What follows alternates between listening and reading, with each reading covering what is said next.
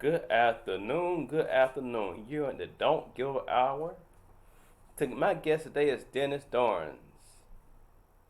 He is a person I met when I was working at the job, and he's a very powerful man who's overcame a lot. And today's topic is don't let your haters be your motivators. Because in this world today, we have a lot of people who tell us that we can't do stuff. A lot of people who tell us that we're inadequate. But it doesn't matter what they think. It matters what we think of ourselves. Dennis, will you please tell us please tell somebody stuff? Peace and blessings, everyone. My name is Dennis Darns. I'm a person in long-term recovery, and what that means is that I have not used any drugs or alcohol in over 7 years. And also I'm living with a legal blindness uh, for the last 12 years, and I am a United States Marine Corps veteran, and I have uh, from Georgia, and I am the Atlanta chapter president for the Blinded Veterans Association in Georgia, and also I facilitate support groups for all phases of recovery, all platforms of recovery for a recovery community organization known as Westside Wonders in the city of Atlanta. That's just some things that I do. Uh, and I also am a certified peer specialist, and what that means that I'm certified uh, with my shared experience, my lived experience, that through my mental health challenges and my addiction, that I am in recovery, and I have wellness and recovery goals that I have set in my life, and that I continue to do that on a regular basis. So I'm just glad to be here with Travis, and I met him at a place where he worked at, and I'm just great to be here. And that's a great topic, what he said. Don't let your haters be your motivators, and I would just like to say, just for first of all, just write down your haters, what I'm saying? Just write them down, just get them out the system, and whatever, just put them on a list, and that's all. Put them on a list, you know, and so that's just a little about me, Travis, and to people out there in Facebook world, that's it. Well, how did you overcome your haters when they said stuff about you? What's your mindset? Uh, Travis, my mindset, let my haters be motivated. When I was coming up, like my mama and them, right? My mama and them, like they ain't really my haters or whatever like that, right? They don't tell me what uh, I can't do and won't do. This is just for me. That worked for me, and but my mama didn't. But my brother, he was like a real hater, right? He said, "Ah, Dennis, you can't do that. You got a blindness, stuff like that, or you're have this, you're living with this disease of addiction, and it just ain't possible for you." So I was I moved to Atlanta, I was living in Atlanta, and I was living by myself, I didn't know anybody here, and I came here, and I just got hooked up, I wanted to do better, and I had a goal set. I had um, after I got here, well, before I got here, I used to be very interested in what my haters told me. That affected me, right? I said, I'll react, like, you don't know what you're talking about, shoot, or maybe, maybe you're right. You know, sometimes my haters, I might need my haters. I don't know. You know, because sometimes they are a strong point in my life, and they might want me to be more vigilant and to setting my goals in life. You know, and I guess I need my haters. You know, because sometimes they tell me things that I might want to try, or I might want to do, or I might want to change. So I had to look at that from a perspective. I just look at it and say, I haven't thought about that. Well, let me see what kind of steps or the process that I'm setting these goals for myself that I could do, I could accomplish this in this destination called life, right? You know, so that's what I would do and say to my haters, you know, let them be my motivators, you know, and Yeah, that's good. That's good. That's good. As for me, when I had my stroke, the doctor said I wasn't gonna walk again, and I took to, and they tested my brain and said I was not and tested my brain and said I was not intelligent. Well, I was the IT person who I worked at. Okay, so they were wrong. But what happened is when they said I couldn't do, I did it. So you're right.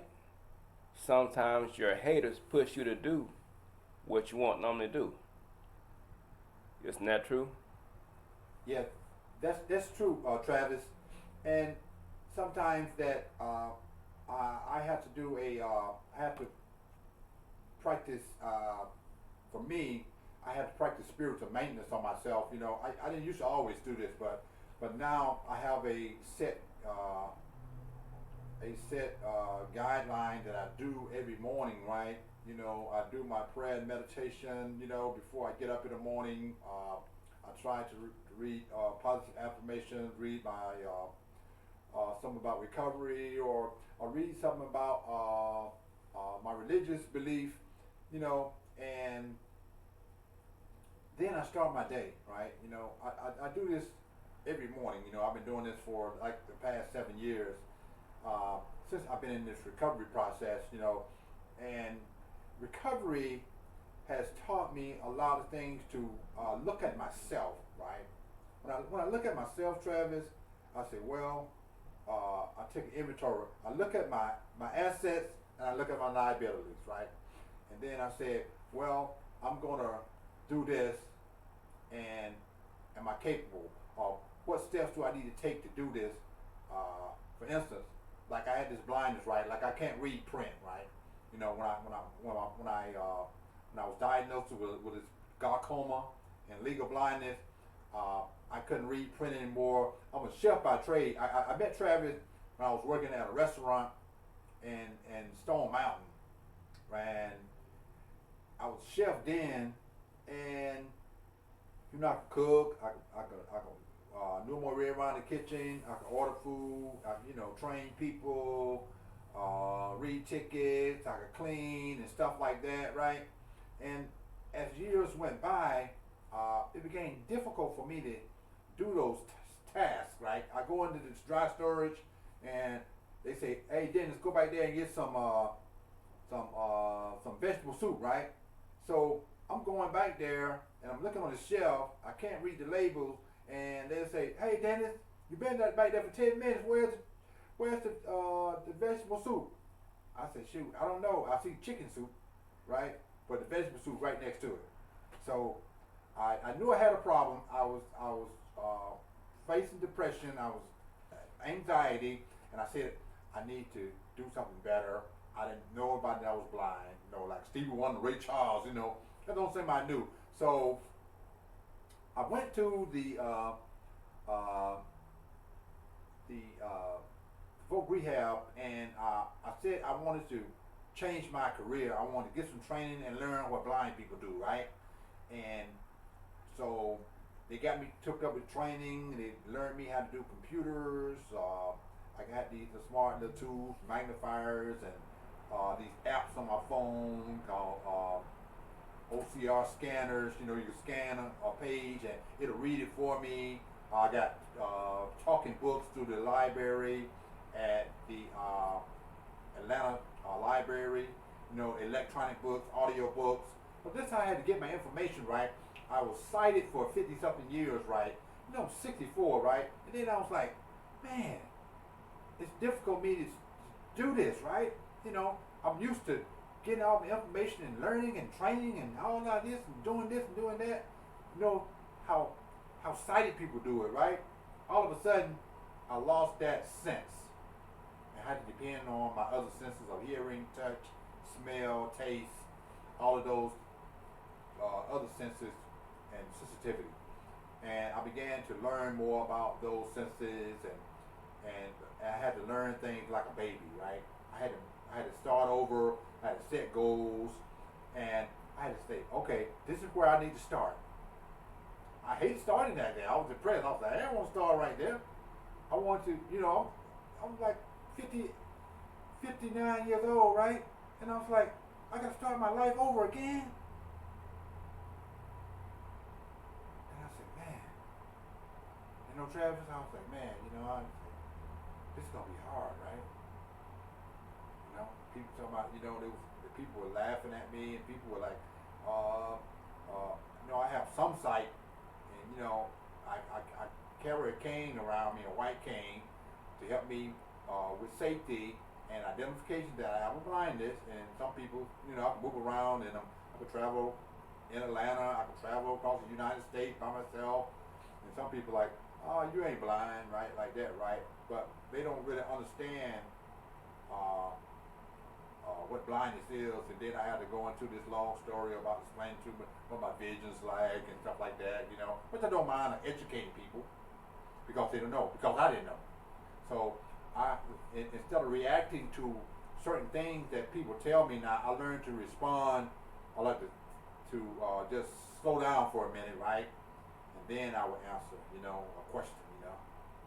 That's how I do it sometimes. Yeah, yeah. You know, it's like I can walk in a wheelchair, and when I'm saying I'm fairly strong, so when they see me carrying stuff and say you ain't that wheelchair, look at you, Yeah. you carrying that dresser. Well, they don't understand that my legs get weak. And I wear a brace on my right foot, and when I walk, it hurts me. I told them that. Say that ain't true. So I know you're talking about. Yeah, I know you're talking about. Yeah. Yeah, I know you're talking about. Yeah, but this is what I do. When I feel myself getting depressed, I write down all the good things in my life. Then I write down all the bad things in my life, and I see that the good outweigh the bad. That's what I do when I feel myself getting depressed, getting down. Now I just write down all the good, bad things in my life, and I want to say one time it took 3 pages, and I still had some more to put that was good. Then I say, ooh, look at this. Why am I depressed? Why am I down? So, yeah, so that's what I do when I feel myself getting depressed and down. Yeah, yeah, that's good. You know, that's good. A gratitude list. I can have a gratitude list that even when I wake up in the morning, that I woke up because God woke me up. Not I woke up on my own. I realized that. So that's what I believe. That's my belief. And sometimes when God blesses me with things that I got fingernails, I can breathe. The sun is shining. I'm grateful for those things. I can walk. You know, I remember a guy told me one time, right? I told him, I said, man, I got a blindness. I can't see, right? He said, can you lift something? I said, yeah. He said, that's okay. You don't need your eye. I just need your strength. You know, so he told me that, right? So that was me being my hater. You know, we can be our own haters too now. Mm-hmm. In our mind, we can say, I can't do that. They probably right. I can talk myself out of something before I even do it. When I listen to somebody else that's not in my network, that's not on my team, uh, that's not a part of the people that's in my life that love and care for me. Because sometimes the people that love and care for me, they might not want to tell me them hard things in life sometimes that I might need to hear. But I sort of surround myself with people that they be honest with me and they open with me and they say, hey Dennis, they say, hey, for instance, say, you might want to go there and hit that dude, right? You know, or whatever, right? You get in an argument with somebody, but then a partner of mine say, hey man, you might want to change your mind because you might get beat up or you might go to jail. You know what I'm saying? So I think that you might lose the battle, right? So I was like, you might be right, you know. So let me just be a mediator in this situation and sort of calm things down when and to be in an argument with somebody, you know, and just try to respond, not to react to situations, because with my anger, if I let my anger fall into place, because I have some anger sometimes that I have to work on those things. Because I had a lot of regrets and resentments in my life that caused me those character defects caused me to think less of myself, and then I use those character defects and shortcomings to protect myself in the past, but now I don't have to use those anger and stuff like that, you know, resentment and regret. And intolerance. You know, I remain patient. You know, I practice some spiritual principles in my life. You know, and that's what this support group that I facilitate when I became a certified peer specialist. It tells me that I have some tools that I can work with in my life, and I can set some goals. Like I can see the hope in other people, and the next thing I can do, I have a set pattern that I can educate myself. Then I can, it's my personal responsibility to do what I need to do for myself and for the community and for others. You know, I love giving back to the community. I love doing service in the community, helping other people, let other people know that, well, I can do it. You can do it. I believe that in my heart. Some things that I went through, some trials that I went through, some hardships in my life, and I feel like other people that think they got a problem that's worse than mine, they can do the same thing, because I looked at other people too. I said, man, they don't know how I feel, you know. But then I wasn't unique. I looked at it that, yeah, they got millions of people that are blind, and millions of people that are in recovery from this disease of addiction, you know, that I live with, you know. So I feel good about myself every morning. That's how I do it, you know. Yeah, and what would be the last word to our listeners on the podcast and to the Facebook Live? What would be the last word of encouragement to them? My last words would be, it doesn't matter how old. I'm gonna tell you a story about Colonel Sanders, right? He had been cooking chicken all his life, right? And he had been turned down, and he was 60 years old. Colonel Sanders didn't get a franchise until he was 60. That's what I'm saying, that it don't matter if you're 5 or if you're 80. Don't lose sight of your goals. Don't let anybody talk you out of your goals. If you want to do it, have some support and have a plan and have a system that say I can reach this goal and do it one step at a time. Don't try to do too much at a time. Just do it one step at a time. And it's not a 100-yard dash. It's a marathon. Thank you, Mr. Dorns. You've been a great guest today. You have given us some pearls of wisdom. I want to thank you for being on it. Don't give an hour. And this is Mr. Dorn's information right here. He's at the Blind Veterans Association Atlanta chapter. See his number on you see his number, you see his name. So if you want to if you want to empower yourself, this is the one to say this is a great man to go to because he's been through a lot in his life and he's overcome them. Not one just like me. So I would say to you, don't give up on your dreams, hopes, and visions. Keep striving and working hard. Like Ms. Darn said, it doesn't matter how old you are. You can still achieve it. You can still achieve it. You can still achieve your dream. I'd like to thank you all for listening.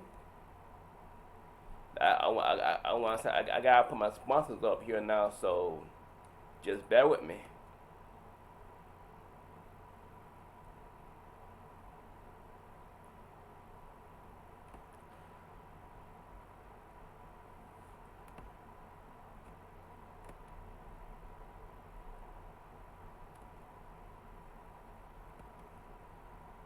Yes.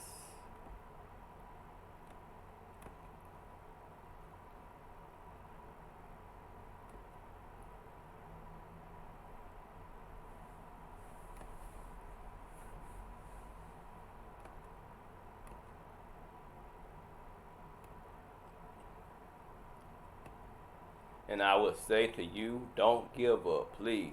I need you. The world needs you. We need you. Have a great day and don't give up.